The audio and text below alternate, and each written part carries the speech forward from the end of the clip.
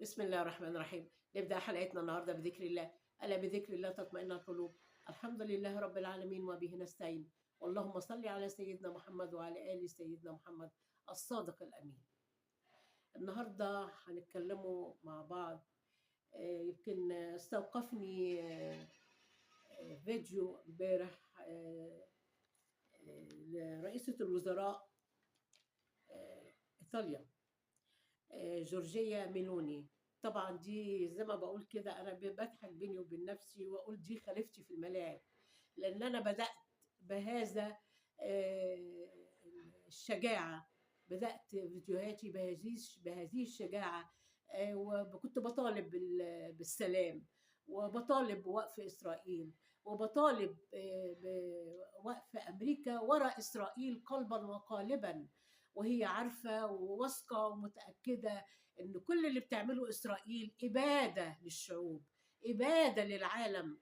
دوله ورا الثانيه وراها امريكا، مسانده كامله شامله ليها، لخططها، للخطط اللي بتقول عليها مقوله اشعياء. فطبعا يمكن انا عملت فيديو ان اشعياء ده ووضحته ايه بالظبط، لانه مش مذكور في القران. ولو مش مذكور اي حاجه في القران، اعرف ان هي مشكوك فيها.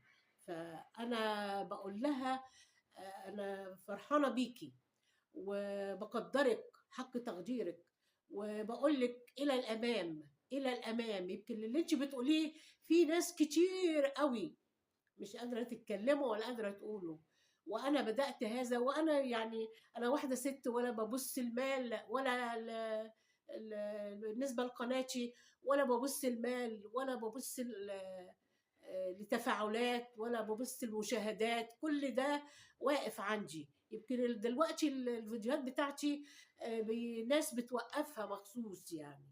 فأنا بقول لكل مواطن شريف، مسلم أو مسيحي أو يهودي، أنا عاوزة فيديوهاتي توصل لجميع دول العالم، لأن أنا كل طلبي في الحياة السلام، السلام للعالم كله. لأن ازدهار، لأن وقفة السلام هيكون ازدهار اقتصاديا وسياسيا واجتماعيا، وعيشة لكل أطفالنا حلوة صحية إن شاء الله بإذن الله.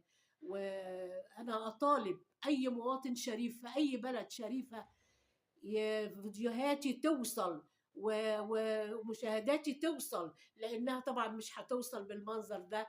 بيخش لي واحد أو اتنين، طبعا أنا عارفة